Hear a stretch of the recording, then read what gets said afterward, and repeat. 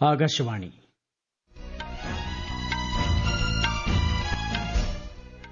നമസ്കാരം. വാർത്തകൾ വായിക്കുന്നത് ദീപു എസ് എൽ.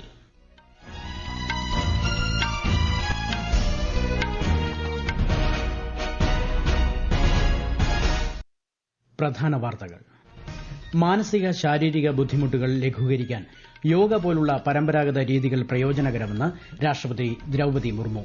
ഇന്ത്യയ്ക്ക് അവസരങ്ങളുടെ വർഷമായിരിക്കും 2025 പ്രധാനമന്ത്രി നരേന്ദ്രമോദി.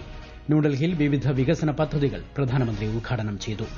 സ്റ്റാർട്ടപ്പ് മേഖലയ്ക്ക് അനുയോജ്യമായ മൂന്നാമത്തെ വലിയ രാജ്യമാണ് ഇന്ത്യയെന്ന് കേന്ദ്ര വാണിജ്യ വ്യവസായ മന്ത്രി പീയൂഷ് ഗോയൽ. യമനിൽ വധശിക്ഷയ്ക്ക് വിധിക്കപ്പെട്ട നിമിഷപ്രിയയ്ക്ക് സാധ്യമായ എല്ലാ സഹായങ്ങളും നൽകിവരുന്നതായി വിദേശകാര്യ മന്ത്രാലയം. കേരള സ്കൂൾ കലോത്സവത്തിന് നാളെ തിരുവനന്തപുരത്ത് തിരിതെളിയും. മുഖ്യമന്ത്രി പിണറായി വിജയൻ ഉദ്ഘാടനം ചെയ്യും. ബിസിസിഐ വനിതാ അണ്ടർ 19 ടൂർണമെന്റിന് നാളെ മഹാരാഷ്ട്രയിൽ തുടക്കം. വാർത്തകൾ വിശദമായി. മാനസിക ശാരീരിക ബുദ്ധിമുട്ടുകൾ ലഘൂകരിക്കാൻ യോഗ പോലുള്ള പരമ്പരാഗത രീതികൾ പ്രയോജനകരമാണെന്ന് രാഷ്ട്രപതി ദ്രൌപദി മുർമു. ബംഗളൂരുവിൽ നിംഹാൻസ് സുവർണ ജൂബിലി ആഘോഷങ്ങളിൽ പങ്കെടുത്ത് സംസാരിക്കുകയായിരുന്നു രാഷ്ട്രപതി. മാനസിക വെല്ലുവിളി നേരിടുന്ന രോഗികൾക്ക് ഗുണനിലവാരമുള്ള പരിചരണം ലഭിക്കാൻ നിംഹാൻസ് അവസരമൊരുക്കിയതായും ശ്രീമതി മുർമു പറഞ്ഞു. Focus on mental health promotions will become even more important in the years ahead. Women can add a unique perspective in mental health care, in caregiving as well as in research. ആഘോഷത്തിന്റെ ഭാഗമായി നിർമ്മിച്ച psychiatry speciality block, central laboratory campus, Bhima hostel തുടങ്ങിയവയും രാഷ്ട്രപതി ഉദ്ഘാടനം ചെയ്തു.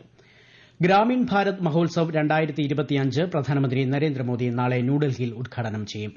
ഗ്രാമീണ മേഖലയിലെ അടിസ്ഥാന സൌകര്യ വികസനം, സ്വയം പര്യാപ്തമായ സാമ്പത്തിക മേഖല, ഗ്രാമീണ വിഭാഗങ്ങളുടെ നൂതന ആശയങ്ങളുടെ പ്രോത്സാഹനം എന്നിവയാണ് മഹോത്സവത്തിന്റെ ലക്ഷ്യം. വികസിത ഭാരതം 2047 ഗ്രാമീണ മേഖലയെ ശാക്തീകരിക്കുക എന്നതാണ് 6 ദിവസത്തെ മഹോത്സവത്തിന്റെ പ്രമേയം. ഇന്ത്യയ്ക്ക് അവസരങ്ങളുടെ വർഷമായിരിക്കും 2025 പ്രധാനമന്ത്രി നരേന്ദ്രമോദി. ലോകത്തെ നിർമ്മാണ കേന്ദ്രമാകാനും സ്റ്റാർട്ടപ്പുകളിലൂടെയും നൂതന സംരംഭങ്ങളിലൂടെയും യുവാക്കളെ ശാക്തീകരിക്കാനും 2025 സാധിക്കുമെന്നും പ്രധാനമന്ത്രി പറഞ്ഞു. ന്യൂഡൽഹിയിൽ വിവിധ വികസന പദ്ധതികൾ ഉദ്ഘാടനം ചെയ്യുകയായിരുന്നു പ്രധാനമന്ത്രി. ये वर्ष युवाओं को नए स्टार्टअप और एंटरप्रेन्योरशिप में तेजी से आगे बढ़ाने का वर्ष होगा. कृषि क्षेत्र में नए कीर्तिमानों का वर्ष होगा. विमेन लेड डेवलपमेंट के हमारे मंत्र को नई ऊंचाई देने का वर्ष होगा. ये वर्ष ईज ऑफ लिविंग बढ़ाने, क्वालिटी ऑफ लाइफ बढ़ाने का वर्ष होगा. അശോക് വിഹാറിൽ ചേരി പുനരധിവാസ പദ്ധതിയുടെ ഭാഗമായി നിർമ്മിച്ച 1700ഓളം ഫ്ളാറ്റുകളുടെ ഉദ്ഘാടനവും 300 കോടി രൂപ ചെലവിൽ ദ്വാരകയിൽ നിർമ്മിച്ച സെൻട്രൽ ബോർഡ് ഓഫ് സെക്കൻഡറി എഡ്യൂക്കേഷന്റെ ഇന്റഗ്രേറ്റഡ് ഓഫീസ് കോംപ്ലക്സും ശ്രീ മോദി ഉദ്ഘാടനം ചെയ്തു. ഡൽഹി സർവകലാശാലയിൽ 600 കോടി രൂപയുടെ 3 പദ്ധതികളുടെ നിർമ്മാണത്തിന് തുടക്കമിട്ട പ്രധാനമന്ത്രി നജാഫ്ഘട്ടിലെ റോഷൻപുരയിൽ വീർ സവർക്കർ കോളേജിന്റെ ശിലാസ്ഥാപനവും നിർവഹിച്ചു. സ്റ്റാർട്ടപ്പ് മേഖലയ്ക്ക് അനുയോജ്യമായ മൂന്നാമത്തെ വലിയ രാജ്യമാണ് ഇന്ത്യയെന്ന് കേന്ദ്ര വാണിജ്യ വ്യവസായ മന്ത്രി പീയൂഷ് ഗോയൽ. 100 കോടിക്ക് മുകളിൽ ആസ്തിയുള്ള 110 സ്റ്റാർട്ടപ്പുകളാണ് ഇന്ത്യയിലുള്ളതെന്നും അദ്ദേഹം പറഞ്ഞു. കഴിഞ്ഞ 9 വർഷങ്ങളിൽ രാജ്യത്തെ സ്റ്റാർട്ടപ്പ് ആവാസ വ്യവസ്ഥയിൽ പരിവർത്തനം സൃഷ്ടിക്കാനായതായും നൂതന ആശയങ്ങളുമായി മുന്നോട്ട് വരുന്ന യുവാക്കൾക്ക് ഇത് പ്രചോദനമേകുന്നതായും കേന്ദ്രമന്ത്രി ന്യൂഡൽഹിയിൽ പറഞ്ഞു. രാജ്യത്തെ ദ്വീപുകളുടെ സമഗ്ര വികസനത്തിൽ ശ്രദ്ധ കേന്ദ്രീകരിക്കുന്ന ദ്വീപ് വികസന ഏജൻസി IDAയുടെ 7ാമത് യോഗം കേന്ദ്ര ആഭ്യന്തരമന്ത്രി അമിത്ഷായുടെ അധ്യക്ഷതയിൽ ഡൽഹിയിൽ ചേർന്നു. Andaman Nicobar lieutenant governor Devendrakumar Joshi, Lakshadweep administrator Praful Patel, മുതിർന്ന ഉദ്യോഗസ്ഥർ എന്നിവർ യോഗത്തിൽ പങ്കെടുത്തു. അസമിലെ ഗുവാഹത്തിയിൽ ആകാശവാണി കോക്രജാർ FM സ്റ്റേഷൻ കേന്ദ്ര വാർത്താവിതരണ പ്രക്ഷേപണ മന്ത്രി അശ്വിനി വൈഷ്ണവ് ഉദ്ഘാടനം ചെയ്തു. തുടർന്ന് ഗുവാഹത്തിയിലെ national institute of electronics and information ടെക്നോളജിയുടെ ഉദ്ഘാടനവും മന്ത്രി നിർവഹിച്ചു. കേന്ദ്രമന്ത്രിയും ഗവർണർ ലക്ഷ്മൺ പ്രസാദ് ആചാര്യയും മുഖ്യമന്ത്രി ഹിമന്ത ബിശ്വ ശർമ്മയും ചേർന്ന് 3 ട്രെയിനുകളുടെ ഫ്ളാഗ് ഓഫും നിർവഹിച്ചു. കോവിഡ് മഹാമാരിക്ക് 5 വർഷങ്ങൾക്ക് ശേഷം ചൈനയിൽ പുതിയ വൈറസ് പടരുന്നതായി report. Human metapneumovirus എന്ന HMP വൈറസ് പടരുന്നതായാണ് റിപ്പോർട്ട്. നിരവധി പേരിൽ ശ്വാസകോശ സംബന്ധമായ അസുഖങ്ങൾ പടരുന്നത് ആശങ്ക സൃഷ്ടിച്ചിട്ടുണ്ട്. സ്ഥിതിഗതി ഇന്ത്യ സസൂക്ഷ്മം നിരീക്ഷിച്ചു വരികയാണെന്നും ആശങ്കപ്പെടേണ്ട സാഹചര്യമില്ലെന്നും ആരോഗ്യവകുപ്പ് അധികൃതർ അറിയിച്ചു. ഡൽഹിയിലെ ഗതാഗത സംവിധാനം മെച്ചപ്പെടുത്തുന്നതിനും തിരക്കും മലിനീകരണവും കുറയ്ക്കുന്നതിനുമായി കേന്ദ്ര ഗതാഗത മന്ത്രി നിതിൻ ഗഡ്കരി 12,500 കോടി രൂപയുടെ പദ്ധതികൾ പ്രഖ്യാപിച്ചു. സെൻട്രൽ റോഡ് ആന്റ് ഇൻഫ്രാസ്ട്രക്ചർ ഫണ്ടിൽ നിന്ന് ഡൽഹിക്ക് 1200 കോടി രൂപ നൽകുമെന്നും അദ്ദേഹം വ്യക്തമാക്കി. ഈ വാർത്തകൾ ആകാശവാണിയിൽ നിന്ന്. ആകാശവാണി വാർത്തകളും വാർത്താ അധിഷ്ഠിത പരിപാടികളും All India Radio news Thiruvananthapuram YouTube ചാനലിലും at All India Radio news Thiruvananthapuram Facebook പേജിലും AIR ന്യൂസ് _ തിരുവനന്തപുരം ഇൻസ്റ്റഗ്രാം അക്കൌണ്ടിലും at AIR news _ TVM X ഹാൻഡിലും ലഭ്യമാണ്. India Australia border Gavaskar trophy test cricket പരമ്പരയിലെ അവസാന ടെസ്റ്റിൽ ഇന്ത്യയ്ക്ക് ബാറ്റിംഗ് തകർച്ച. ടോസ് നേടി ബാറ്റിംഗ് തെരഞ്ഞെടുത്ത ഇന്ത്യ 185 റൺസിന് പുറത്തായി. മറുപടി ബാറ്റിംഗിനിറങ്ങിയ ഓസ്ട്രേലിയ ഇന്ന് കളി അവസാനിക്കുമ്പോൾ 1 വിക്കറ്റ് നഷ്ടത്തിൽ 9 റൺസ് എന്ന നിലയിലാണ്. 5 മത്സരങ്ങളടങ്ങിയ പരമ്പരയിൽ ഓസീസ് 2-1 മുന്നിലാണ്. മഹാരാഷ്ട്ര ക്രിക്കറ്റ് അസോസിയേഷൻ സംഘടിപ്പിക്കുന്ന BCCI വനിതാ അണ്ടർ-19 ടൂർണമെന്റിന് നാളെ ഛത്രപതി സംഭാജി നഗറിലെ ഗാർവേർ സ്റ്റേഡിയത്തിൽ തുടക്കമാകും. അന്താരാഷ്ട്ര തലത്തിലുള്ള നിരവധി വനിതാ ക്രിക്കറ്റ് താരങ്ങൾ ടൂർണമെന്റിൽ മാറ്റുരയ്ക്കും. യമനിൽ വധശിക്ഷയ്ക്ക് വിധിക്കപ്പെട്ട മലയാളി നഴ്സ് നിമിഷപ്രിയയ്ക്ക് കേന്ദ്ര സർക്കാർ സാധ്യമായ എല്ലാ സഹായങ്ങളും നൽകി വരുന്നതായി വിദേശകാര്യ വക്താവ് രൺധീർ ജയ്സ്വാൾ. സ്ഥിതിഗതികൾ ഇന്ത്യ സസൂക്ഷ്മം നിരീക്ഷിച്ചു വരികയാണെന്നും അദ്ദേഹം ഡൽഹിയിൽ പറഞ്ഞു. ഇന്ത്യയും അമേരിക്കയും തമ്മിൽ ശക്തമായ ബന്ധമാണ് നിലനിൽക്കുന്നതെന്നും സാമ്പത്തിക സാങ്കേതിക മേഖലയിൽ ഇരു രാജ്യങ്ങൾക്കുമിടയിലെ ബന്ധം വർദ്ധിച്ചു വരുന്നതായും വിദേശകാര്യ മന്ത്രാലയ വക്താവ് രൺധീർ ജയ്സ്വാൾ പറഞ്ഞു.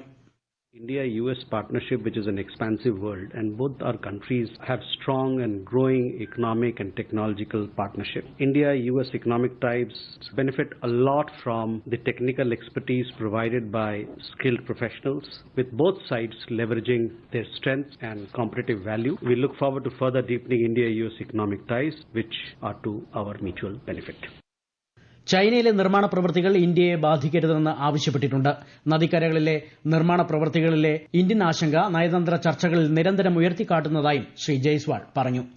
നാളെ തിരുവനന്തപുരത്ത് ആരംഭിക്കുന്ന 63ാമത് കേരള സ്കൂൾ കലോത്സവം കൂട്ടായ്മയുടെ വിജയമാകുമെന്ന് മന്ത്രി വി ശിവൻകുട്ടി. കലോത്സവം രജിസ്ട്രേഷനും വോളണ്ടിയർ പരിശീലനവും മന്ത്രി ഉദ്ഘാടനം ചെയ്തു. കലോത്സവത്തോടനുബന്ധിച്ച് വിപുലമായ ആരോഗ്യ സേവനങ്ങൾ സജ്ജമാക്കിയതായി ആരോഗ്യമന്ത്രി വീണ ജോർജ്. നാളെ രാവിലെ സെൻട്രൽ സ്റ്റേഡിയത്തിൽ മുഖ്യമന്ത്രി പിണറായി വിജയൻ മേളയ്ക്ക് തിരിതെളിയിക്കും. കേരളത്തിൽ കാസർഗോഡ് ജില്ലയിലെ പെരിയ ഇരട്ടക്കൊലപാതക കേസിൽ 1 മുതൽ 8 വരെ പ്രതികൾക്ക് എറണാകുളം പ്രത്യേക CBI കോടതി ജീവപര്യന്തം തടവ് ശിക്ഷ വിധിച്ചു. കൂടാതെ ഗൂഢാലോചനയിൽ പങ്കെടുത്ത കേസിലെ മറ്റ് 2 പ്രതികൾക്കും കോടതി ജീവപര്യന്തം വിധിച്ചിട്ടുണ്ട്. മുൻ MLA KV കുഞ്ഞിരാമൻ ഉൾപ്പെടെ 4 CPIM പ്രവർത്തകർക്ക് 5 വർഷം തടവും കോടതി ശിക്ഷ വിധിച്ചു. കോൺഗ്രസ് പ്രവർത്തകരായ കൃപേഷിനെയും ശരത് ലാലിനെയും 2019 ഫെബ്രുവരി 17 വെട്ടിക്കൊലപ്പെടുത്തിയ കേസിലാണ് കോടതി ശിക്ഷ വിധിച്ചത്. പ്രവാസി ഭാരതീയ ദിവസ് സമ്മേളനത്തിന്റെ 18ാമത് പതിപ്പ് ഈ മാസം 8 മുതൽ 10 വരെ ഒഡീഷയിലെ ഭുവനേശ്വറിൽ നടക്കും. സമാപന സമ്മേളനത്തിൽ രാഷ്ട്രപതി ദ്രൌപദി മുർമു 27 പേർക്ക് പ്രവാസി ഭാരതീയ സമ്മാൻ അവാർഡുകൾ സമ്മാനിക്കും.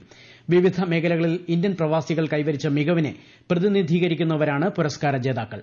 ഇന്ത്യ ഇറാൻ ഉഭയകക്ഷി ബന്ധം, ചാബഹാർ തുറമുഖം ഉൾപ്പെടെയുള്ള പ്രാദേശിക വികസനം വിഷയങ്ങളിൽ വിദേശകാര്യമന്ത്രി എസ് ജയശങ്കറും ഇറാൻ വിദേശകാര്യമന്ത്രി മാജിദ് റവാഞ്ചിയും ന്യൂഡൽഹിയിൽ ചർച്ച നടത്തി.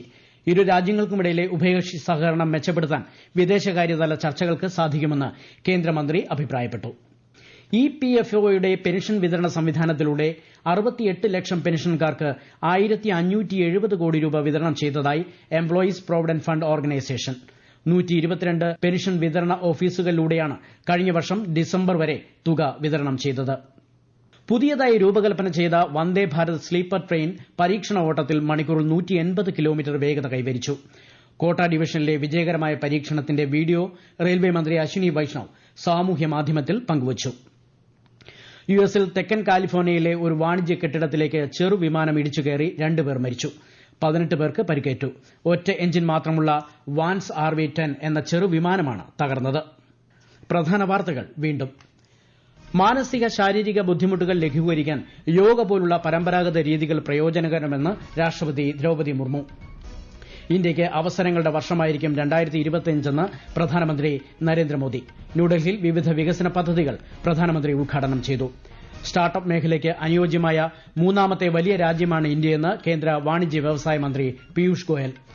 യമനിൽ വധശിക്ഷയ്ക്ക് വിധിക്കപ്പെട്ട നിമിഷപ്രിയയ്ക്ക് സാധ്യമായ എല്ലാ സഹായങ്ങളും നൽകി വരുന്നതായി വിദേശകാര്യ മന്ത്രാലയം. കേരള സ്കൂൾ കലോത്സവത്തിന് നാളെ തിരുവനന്തപുരത്ത് തിരിതെളിയും. മുഖ്യമന്ത്രി പിണറായി വിജയൻ ഉദ്ഘാടനം ചെയ്യും. BCCI വനിതാ അണ്ടർ-19 ടൂർണമെന്റിന് നാളെ മഹാരാഷ്ട്രയിൽ തുടക്കം. വാർത്തകൾ കഴിഞ്ഞു. അടുത്ത വാർത്താ പ്രക്ഷേപണം 8:35.